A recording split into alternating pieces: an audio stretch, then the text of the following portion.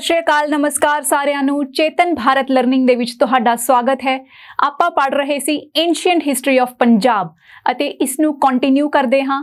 ਪੰਜਾਬ ਦੀ ਧਰਤੀ ਨੂੰ ਹਿੰਦੁਸਤਾਨ ਦਾ ਪਹਿਰੇਦਾਰ ਕਿਹਾ ਜਾਂਦਾ ਹੈ ਕਿਉਂਕਿ ਜਦੋਂ ਵੀ ਦੁਨੀਆ ਦੇ ਵੱਖ-ਵੱਖ ਹਿੱਸਿਆਂ ਤੋਂ ਲੋਕਾਂ ਨੇ ਇੱਥੇ ਹਮਲੇ ਕੀਤੇ, ਹਿੰਦੁਸਤਾਨ ਦੀ ਧਰਤੀ ਤੇ ਹਮਲੇ ਕੀਤੇ, ਤਾਂ ਸਭ ਤੋਂ ਪਹਿਲਾਂ ਪੰਜਾਬ ਦੇ ਉੱਤੇ ਹਮਲਾ ਕੀਤਾ ਗਿਆ ਤੇ ਪੰਜਾਬ ਦੇ ਲੋਕਾਂ ਨੇ, ਇੱਥੋਂ ਦੇ ਰਾਜਿਆਂ ਨੇ ਉਹਨਾਂ ਹਮਲਿਆਂ ਦਾ ਡਟ ਕੇ ਮੁਕਾਬਲਾ ਕੀਤਾ ਅਤੇ ਵੈਰੀ ਨੂੰ ਮੂੰਹ ਤੋੜ ਜਵਾਬ ਦਿੱਤਾ।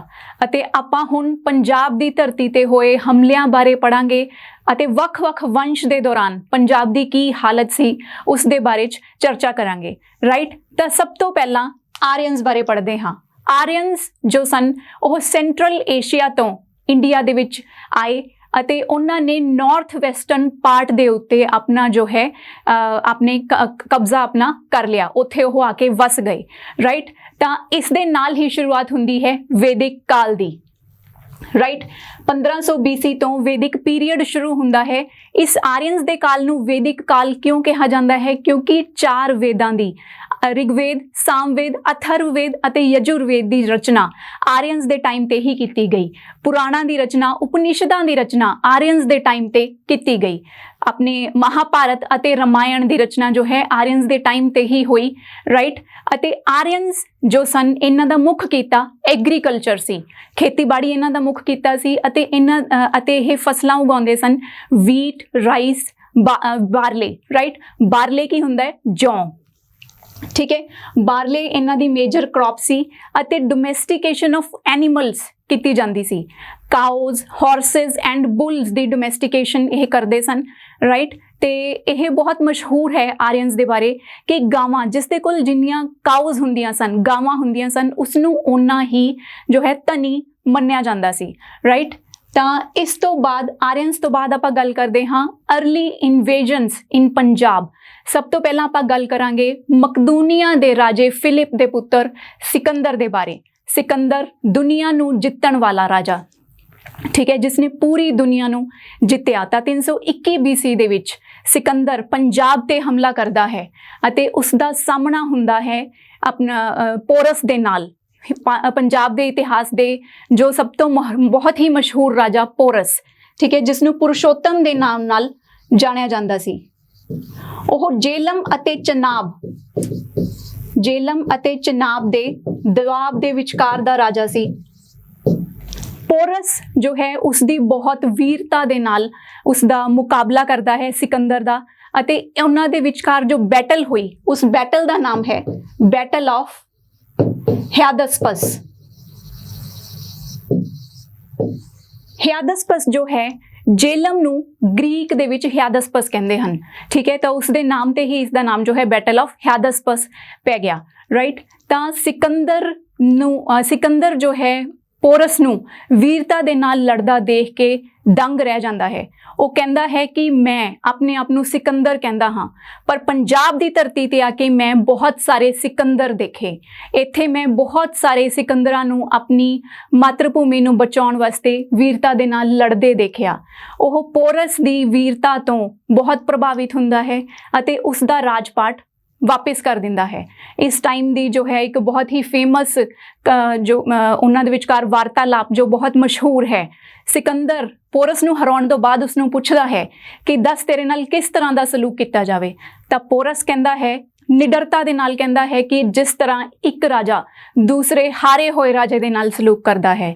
ਤਾਂ ਪੋਰਸ ਨੂੰ ਉਸਦਾ ਰਾਜ ਜੋ ਹੈ ਵਾਪਿਸ ਮਿਲ ਜਾਂਦਾ ਹੈ। ਰਾਈਟ, ਤਾਂ ਸਿਕੰਦਰ ਨੇ ਇੱਕ ਸਿਟੀ ਵਸਾਈ ਸੀ ਜਿਸ ਦਾ ਨਾਮ ਸੀ ਅਲੈਗਜ਼ੈਂਡਰੀਆ।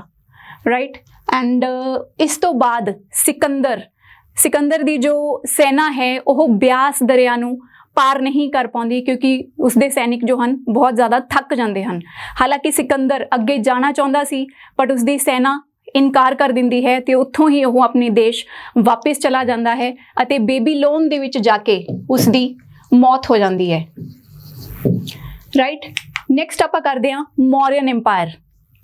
ਮੌਰੀਅਨ ਐਮਪਾਇਰ ਦਾ ਨਾਮ ਜੋ ਹੈ ਮੌਰਿਆਜ਼ ਜੋ ਜਿੱਥੋਂ ਆਏ ਸਨ, ਕਿਹਾ ਜਾਂਦਾ ਹੈ ਕਿ ਉੱਥੇ ਮੋਰ ਬਹੁਤ ਜ਼ਿਆਦਾ ਸਨ, ਪੀਕੌਕਸ ਬਹੁਤ ਜ਼ਿਆਦਾ ਹੁੰਦੇ ਸਨ, ਜਿਸ ਕਰਕੇ ਉਹਨਾਂ ਦਾ ਨਾਮ ਜੋ ਹੈ ਮੌਰੀਆ ਉਹਨਾਂ ਨੂੰ ਕਿਹਾ ਜਾਣ ਲੱਗਿਆ। ਬਾਅਦ ਦੇ ਵਿੱਚ ਮੌਰਿਆ ਬਣ ਗਿਆ। ਮੌਰਿਆ ਵੰਸ਼ ਦੇ ਮਸ਼ਹੂਰ ਰਾਜੇ ਸਭ ਤੋਂ ਪਹਿਲਾਂ ਚੰਦਰਗੁਪਤ ਮੌਰਿਆ, ਜੋ ਕਿ ਫਾਊਂਡਰ ਸੀ ਮੌਰੀਅਨ ਐਮਪਾਇਰ ਦੇ, ਰਾਈਟ, ਜਿਸ ਨੇ ਨੰਦ ਵੰਸ਼ ਦੇ ਰਾਜੇ ਧਨਾਨੰਦ ਨੂੰ ਹਰਾ ਕੇ ਆਪਣੇ ਰਾਜ ਦਾ ਸਥਾਪਨਾ ਕੀਤੀ ਕੌਟਿल्य ਦੀ ਹੈਲਪ ਦੇ ਨਾਲ। ਕੌਟਿल्य ਕੌਣ ਸੀ? Chanakya, the great economist, great philosopher and scientist of India.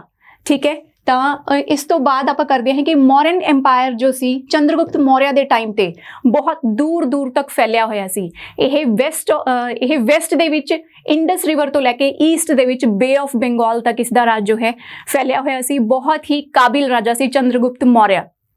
ਠੀਕ ਹੈ, ਉਸ ਤੋਂ ਬਾਅਦ ਮੌਰਿਆ ਵੰਸ਼ ਦੇ ਇੱਕ ਹੋਰ ਰਾਜੇ ਜੋ ਕਿ ਬਹੁਤ ਫੇਮਸ ਸਮਰਾਟ ਅਸ਼ੋਕ, ਜਿਨ੍ਹਾਂ ਨੇ ਬੁੱਧ ਧਰਮ ਨੂੰ ਅਪਣਾਇਆ ਐਂਡ ਪੰਜਾਬ ਦੇ ਵਿੱਚ ਬ੍ਰਹਮੀ ਸਕ੍ਰਿਪਟ ਇੰਟਰੋਡਿਊਸ ਕੀਤੀ।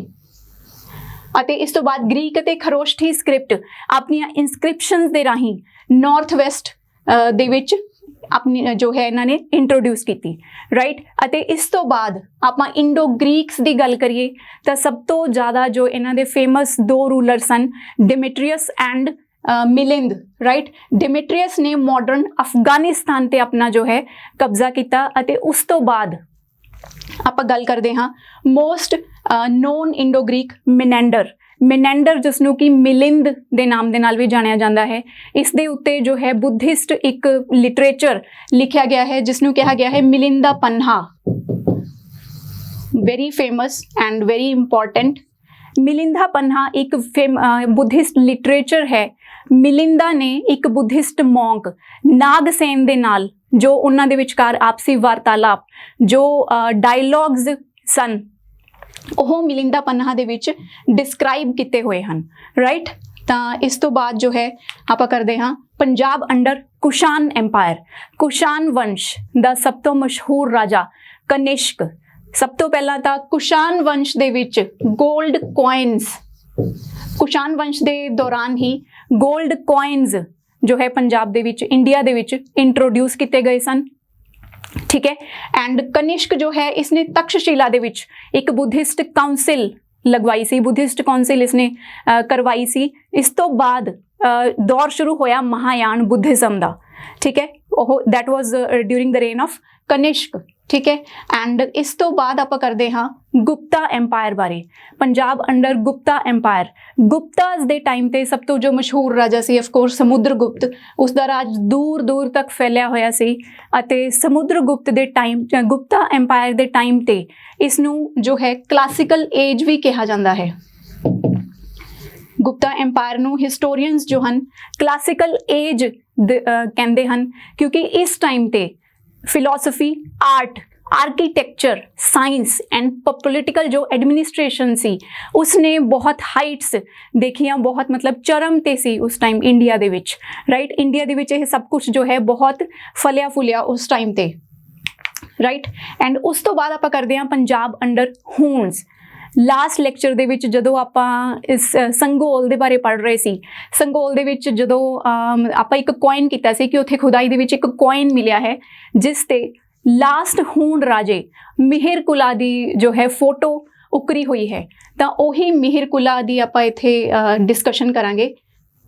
ਤਾਂ ਇਰਾਨੀਅਨ ਸਪੀਕਿੰਗ ਸ਼ਿਓਨਾਈਟ ਟ੍ਰਾਈਬ ਸਨ ਇਹ, ਐਂਡ ਮਿਹਿਰਕੁਲਾ ਨੇ ਆਪਣੀ ਕੈਪੀਟਲ ਬਣਾਇਆ ਸਕਲਾ ਨੂੰ। ਸਕਲ ਜੋ ਕਿ ਮਾਡਰਨ ਡੇ ਸਿਆਲਕੋਟ ਆਪਾਂ ਕਹਿੰਦੇ ਹਾਂ, ਜੋ ਕਿ ਹੁਣ ਪਾਕਿਸਤਾਨ ਦੇ ਵਿੱਚ ਹੈ, ਉਸਨੇ ਆਪਣੀ ਜੋ ਹੈ ਕੈਪੀਟਲ ਬਣਾਇਆ ਸੀ। ਤਾਂ ਇਸ ਤਰ੍ਹਾਂ ਮਤਲਬ ਇੱਥੋਂ ਆਪਾਂ ਦੇਖ ਸਕਦੇ ਹਾਂ ਕਿ ਇੱਥੇ ਤੱਕ ਇਹਨਾਂ ਦਾ ਜੋ ਹੈ ਰਾਜ ਫੈਲਿਆ ਹੋਇਆ ਸੀ ਹੂਣ ਰਾਜਿਆਂ ਦਾ। ਐਂਡ ਇਸ ਦੇ ਨਾਲ ਹੀ ਆਪਾਂ ਜੋ ਹੈ ਐਂਸ਼ੀਐਂਟ ਹਿਸਟਰੀ ਆਫ ਪੰਜਾਬ ਕੰਪਲੀਟ ਕਰਦੇ ਹਾਂ। ਇਸ ਤੋਂ ਬਾਅਦ ਆਪਾਂ ਪੜਾਂਗੇ ਮਿਡੀਵਲ ਹਿਸਟਰੀ ਆਫ ਪੰਜਾਬ। ਤਾਂ ਥੈਂਕ ਯੂ ਸੋ ਮਚ।